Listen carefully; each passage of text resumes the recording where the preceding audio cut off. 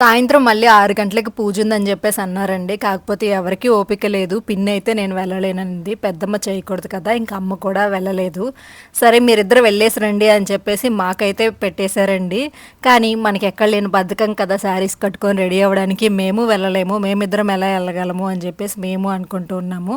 ఇంక కుంకుమ పూజ చేస్తే చెల్లి చేయదు. నేను చేయాలి అంటే ఎవరు తోడు లేకుండా అందరూ ఇంట్లో ఉండి నేనొక్కటే ఎలా చేస్తానని నేను వెళ్ళను అని చెప్పి ఫైనల్‌గా ఎలాగోలాగా వచ్చారు కదా! శారీస్ తెచ్చుకున్నారు కదా! చెరొకటి కట్టుకొని వెళ్ళండి అని చెప్పేసి అనేసరికి ఇంక శారీస్ అయితే కట్టుకొని రెడీ అయ్యామండి. నేనొక శారీ, మా చెల్లికి ఒక శారీ అయితే కట్టాను. సో, ఇద్దరం కూడా రెడీ అయ్యాము. లౌక్యకి మంచిగా రెడీ చేయలేదంట. అలిగి పక్కన కూర్చుంది. మీ ఇద్దరు అంతసేపు రెడీ అయ్యారు. నన్నేమో రెడీ చేయలేదని. చూడండి వాళ్ళ పిన్ని మంచిగా హెయిర్ స్టైల్ వేసి అన్నీ చేస్తే ఆవిడకి మెడలో ఏదో దండ లేదంట.